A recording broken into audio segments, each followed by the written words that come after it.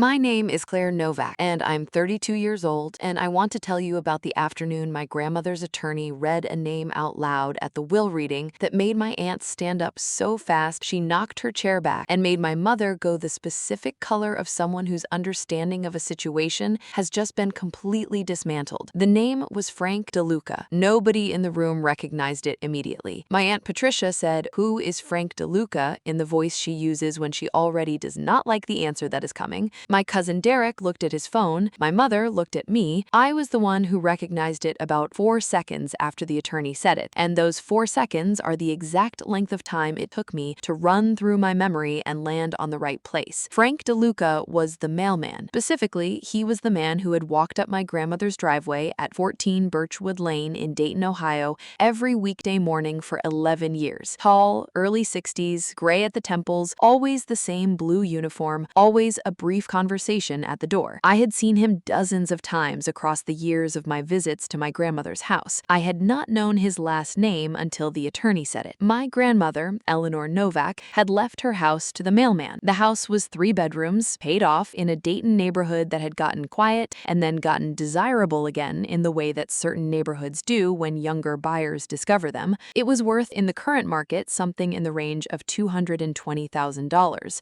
My grandmother had lived there for 38 years. She had raised my mother and my Aunt Patricia in it. She had tended the garden in the back until she was 80. She had died in February at 83, quietly, in her own bedroom with her cat Gerald on the foot of the bed. The will left the house entirely and unconditionally to Frank Anthony Deluca of 307 Maple Street, Dayton, Ohio. The room erupted in the specific way that rooms erupt when the expected thing does not happen, and the unexpected thing is something nobody knows how to process. Patricia said she wanted to contest it. Derek said there had to be a mistake. My mother said nothing for a long time and then said there was a letter. The attorney confirmed that yes, there was a letter, a sealed envelope with my grandmother's handwriting on the outside that said, "To be read after the will." My mother said, "Read it now." The attorney said he had been instructed to allow the family a moment first. Nobody took a moment. My mother said, "Please." The attorney opened the letter. I need to tell you about my grandmother before I tell you what the letter said, because the letter only means what it means if you understand who Eleanor Novak was. My grandmother was 83 years old when she died and had been 83 in the full sense of the word, meaning she had lived completely for 83 years with the specific completeness of a person who paid attention and remembered what she saw and made decisions based on what she actually knew,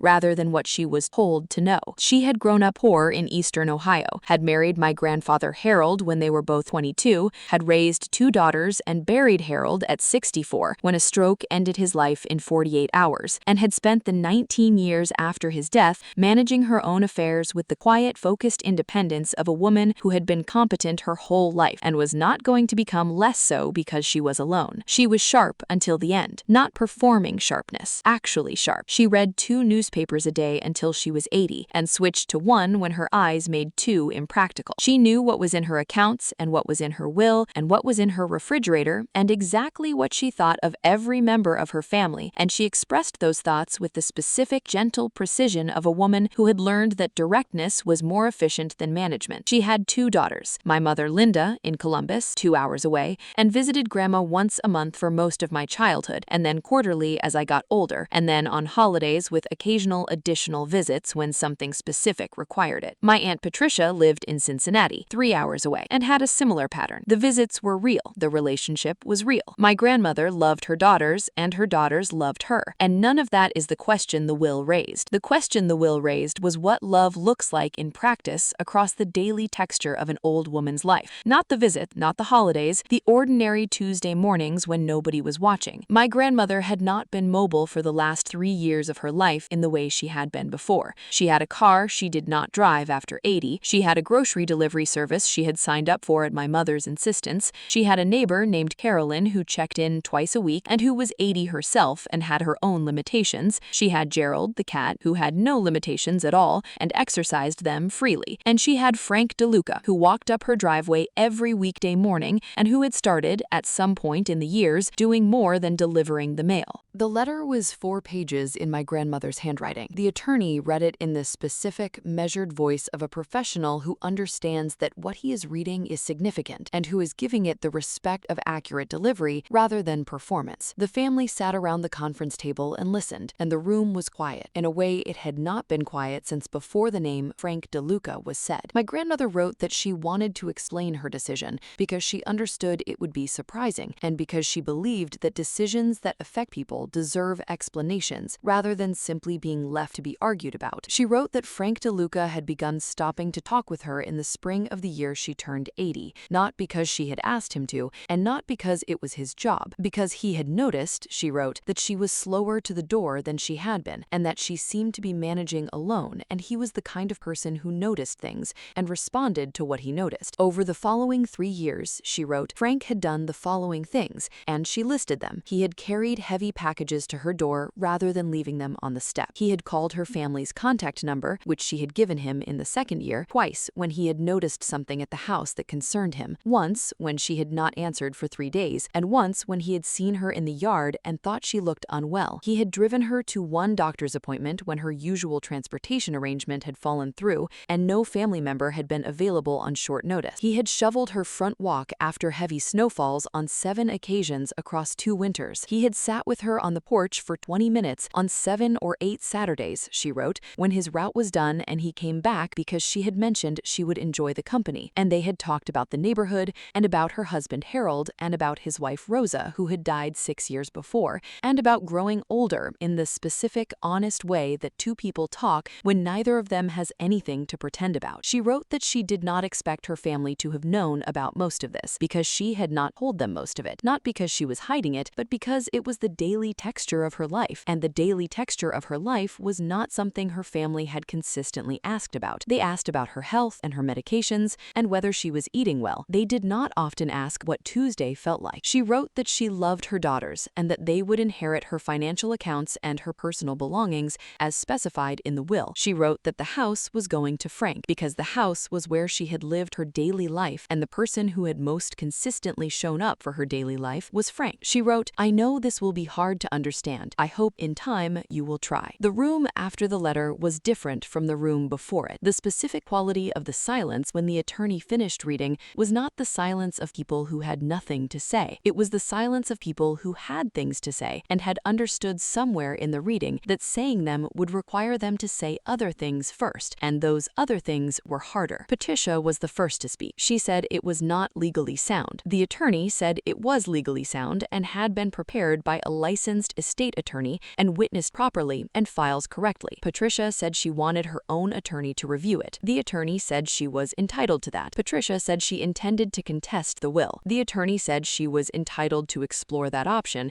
and that he would recommend she understand the specific legal standard for contesting a will in Ohio before investing in that process. My mother said, Patricia, let me see the letter. She read it herself. She read it the way she reads things she needs to understand completely, slowly, and without her face doing much. When she finished, she set it down and she looked at the table for a while. I said, Mom. She looked at me. I said, do you remember when she told us about the doctor's appointment in November? My mother thought about it. She said a friend had taken her. I said, that was Frank. My mother closed her eyes. The November appointment had been a follow-up after my grandmother had experienced some dizziness that her physician wanted to monitor. My mother had been in the middle of a work project and had asked whether the neighbor Carolyn could take her. Carolyn had not been available. My grandmother had said it was fine. A friend would take her. She would let us know how it went. My mother had accepted that and had called for the results and had not asked who the friend was because she was managing the information she had, and the information she had said everything was handled. I sat at the will reading table and I thought about how many times across 3 years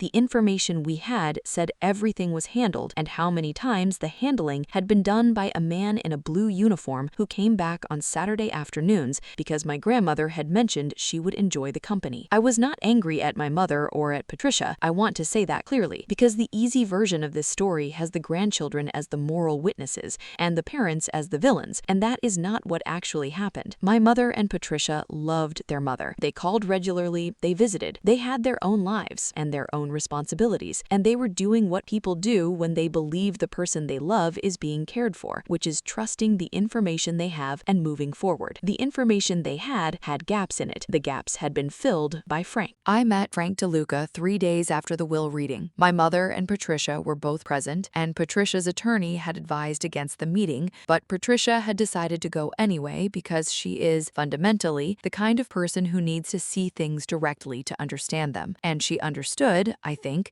that the will was probably going to hold, and that she needed to understand what she was dealing with before she decided how to proceed. Frank met us at a coffee shop on 5th Street in Dayton. He was 64 years old, and he was exactly as I had remembered him from my visits to my grandmother's house. The same gray at the temples, the same quality of stillness in the way he carried himself. He was not what my aunt's attorney had suggested he might be, which was a person who had cultivated a relationship with a vulnerable elderly woman for financial gain. He was a retired postal worker who had been on that route for 18 years, and who had been widowed 6 years ago, and who had developed a genuine affection for my grandmother across 3 years of daily contact. He said he had been surprised when the attorney called him. He said my grandmother had never mentioned the will to him specifically, though she had said once that she intended to make sure the people who showed up for her were taken care of. He said he had not expected to be one of those people. He said he had not come to know her because he expected anything from it. He had come to know her because she was there every morning, and she was sharp and funny and direct, and she talked about Harold with the specific warmth of someone who had loved a person completely and missed them specifically, and he recognized that kind of missing because he had it too. He said she made good coffee. He said it simply, like it was one of the true things. He said she always had it ready when she saw me coming up the driveway, and I told her once that she did not have to do that, and she told me that hospitality was not a burden,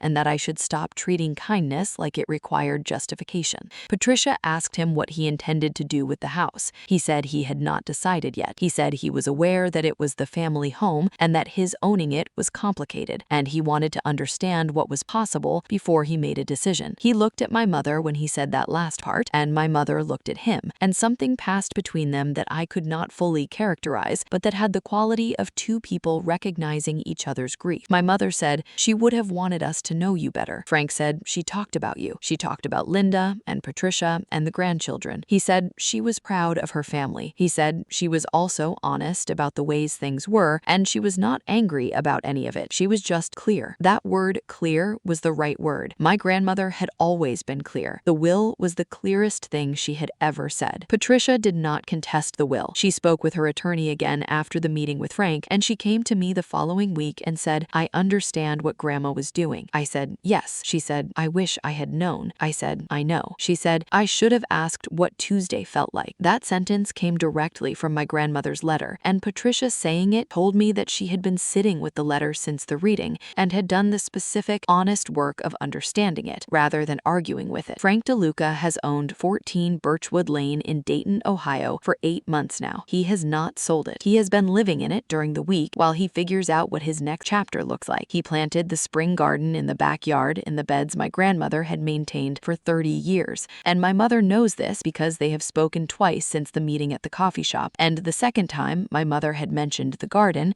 and Frank had said he was not going to let it go because he had watched my grandmother tend it through the kitchen window on Saturday mornings, and it seemed like something that should continue. My mother cried when she told me that. Not the grief crying that had been present since February, a different kind. The kind that comes when something lost turns out to have been held carefully by someone you had not known to be grateful for. I drove to Dayton in April. I did not call ahead. I parked on Birchwood Lane, and I sat in my car for a few minutes looking at the house. The garden was coming in. The front walk looked like it had been swept. The mailbox, which had always had a slight tilt that Harold had never gotten around to correcting, had been straightened. I did not knock on the door that day. I was not ready for that yet, and I wanted to be ready before I went in because going in was going to be its own kind of thing. I sat for a while, and I thought about my grandmother, who had been clear about everything her whole life, and who made the clearest possible statement about what showed up and what mattered, and who deserved a garden in the spring. Then I drove home. I'm going back in June. I'm going to knock on the door, and Frank is going to make the coffee wrong because nobody makes it the way my grandmother made it, and we are both going to know that, and it's going to be okay. It's going to be okay because my grandmother was 83 years old and sharp until the end, and she knew exactly what she was doing when she wrote that will, and she was right, and eventually the whole family arrived at the same place, which is knowing she was right. She spent 11 years worth of Tuesday mornings being cared for by a man in a blue uniform who came back on Saturdays because she mentioned she would enjoy the company. She left him the house where those mornings happened. It's the most Eleanor Novak thing she ever did. It's also the most honest honest thing anyone in my family has ever witnessed. If your grandparent is alive and living alone right now, ask them what Tuesday feels like. Not how they're doing, what Tuesday actually feels like. The answer will tell you things the quarterly call never will. And whoever is showing up for the Tuesday, know their name. Say thank you.